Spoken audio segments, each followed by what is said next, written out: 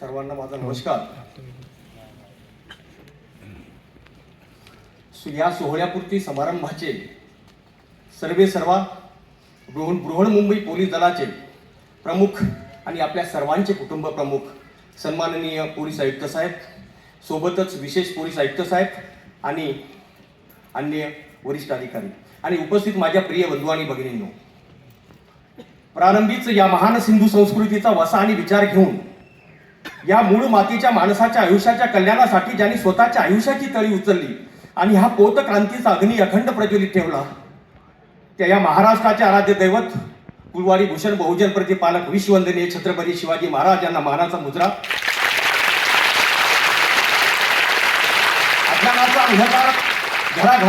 अज्ञानाचा अंधकार मिटवून घराघरामध्ये ज्ञानाची ज्योत प्रज्वलित करणारे क्रांतीज्योती महात्मा ज्योतिबा फुले, माई सावित्रीबाई फुले. हा देश कोणत्या धर्मग्रंथावर चालत नाही तर तो संविधानावर चालतो, असं या देशाला संविधान बहाल करणारे. एवढंच नाही तर या महाराष्ट्राच्या मातीमध्ये तुम्हाला मला समानतेचा न्याय आणि समानतेचा अधिकार मिळवून देणारे. या पुढेही जाऊन सांगितलं तर या गर्भ श्रीमंताला सुद्धा एकाच मताचा अधिकार आणि झोपडपट्टीत आणि फुटपाथवर राहणाऱ्या गरीबाला सुद्धा एकाच मताचा अधिकार मिळवून देणारे बुद्धी सम्राट ज्ञानपंडित भारतरत्न डॉक्टर बाबासाहेब आंबेडकर यांना मानाचा मुजरा. आणि आज अहिल्याबाई होळकर यांची जयंती आहे. त्यांनी सतेजाचं वातावरण या महाराष्ट्रामध्ये निर्माण केलं, त्यांना सुद्धा मी अभिवादन करतो. आणि मित्रहो, आज नियत वयोमानानुसार आपण सेवानिवृत्त होत आहोत आणि एक खूप आनंदाची गोष्ट आहे. एका महान तत्ववेत्याने सांगितलं होतं की बंदूक रक्षकाची बनवेल भक्षाम्मा काही, झोपेल भयमुक्त अशी एकही रात नाही. आपण समाजाचे रक्षक आहोत, पण आपल्याला शांत झोप लागेल अशी एकही दिवस आपल्या आयुष्यामध्ये गेली नाही. म्हणून आपल्या ड्युटीच्या वेळा, जेवणाची वेळी अवेळी जेवण असेल किंवा कामाचं बर्डन असेल, त्यामुळे बरेच पोलीस अधिकारी किंवा अंमलदार या ठिकाणी कुठेतरी व्याधीने ग्रासलेले असतात. पण सगळ्यांकडे बघितलं असताना आणि आपलं जे खंबीर नेतृत्व माननीय पोलीस आयुक्त साहेब, जे हसमुख नेतृत्व आहे, त्यांच्याकडे बघितलं असताना असं वाटतं की एकही माणूस या ठिकाणी कोणतेही व्याधी घेऊन घरी जात नाहीये. सुदृढ आणि सुखरूपपणाने आपण सेवानिवृत्त होत आहे ही आज जमीनची बाजू आहे. नाशिकचं साहित्य संमेलन भरलं होतं आणि त्या साहित्य संमेलनाचे अध्यक्ष नादो मानोर साहेब होते. एका पत्रकाराने नादो मानोर साहेबांना विचारलं की तुम्ही तुमच्या भाषणामध्ये पोलिसांच्या वेदना मांडल्या, पोलिसांच्या भावना मांडल्या, तर ते काय होतं? तो नादो मानोर साहेबांनी पत्रकारांना सांगितलं की पोलिसांच्या भावना, पोलिसांच्या वेदना जाळल्या बाबांनो, त्या हुरड्या चापटी तेव्हा डोळ्यातून पाणी वगळलं. अरे निशब्द नंतर कित्येक दिवस त्या पानाच्या राखुंडीत मन जळत राहिलं.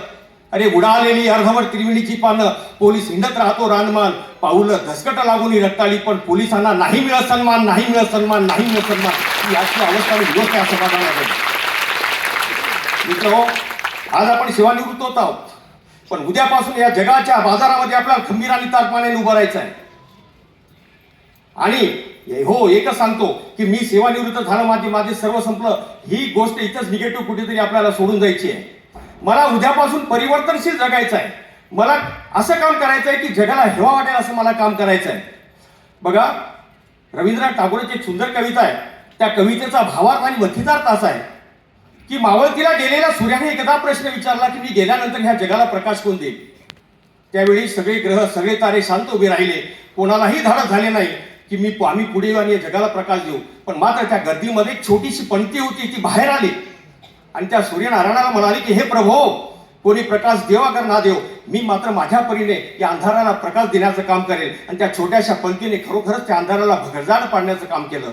मित्र, आपण सेवानिवृत्त होत असताना इथून आपण जात आहोत, पण एक लक्षात ठेवा की ज्या पोलीस दलाने आपल्याला जगण्याचा मार्ग दाखवला, ज्या पोलीस दलामुळे आपण आपले कुटुंब, आपण स्वतः सक्षम झालो, आपल्या या समाजामध्ये ताटमानेने उभं राहण्याची जिज्ञासा मिळाली, आणि ह्याच समाज व्यवस्थेमध्ये पोलिसांची मलिन झालेली प्रतिमा उद्या आपल्याला उज्ज्वल करायचे, हे मात्र लक्षात ठेवा.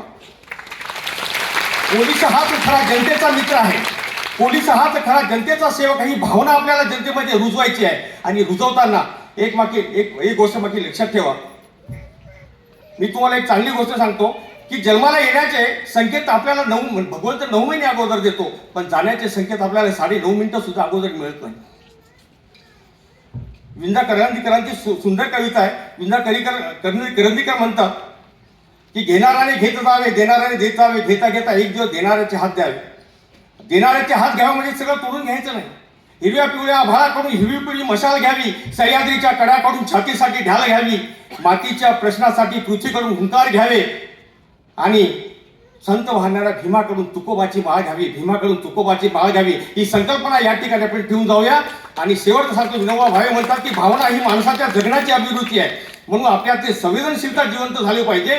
आपल्यामध्ये समाज हिताची आणि राष्ट्र हिताची धुरी नेतृत्व हातामध्ये स्वीकारण्याची आपल्यामध्ये जिज्ञासा निर्माण झाली पाहिजे. आणि हे या ठिकाणी आपण सिद्ध करूया. आणि उद्यापासून आपण खऱ्या अर्थाने पोलीस दलाची प्रतिमा उंचवण्यासाठी, पोलीस दल आणि या समाजासाठी आपण चांगले काम करूया, एवढं मी या ठिकाणी सांगतो. आणि मित्र सगळ्यांना मी आपल्या आरोग्यदायी शुभेच्छा देतो. आणि सन्माननीय पोलीस आयुक्त आणि माझ्यासारख्या कनिष्ठ अधिकाऱ्यांनी या ठिकाणी बोलण्याची संधी दिली, त्यांचे खूप खूप आभार व्यक्त करतो. आणि इथेच सांगतो, जय हिंद, जय महाराष्ट्र, जय हिंद, जय महाराष्ट्र.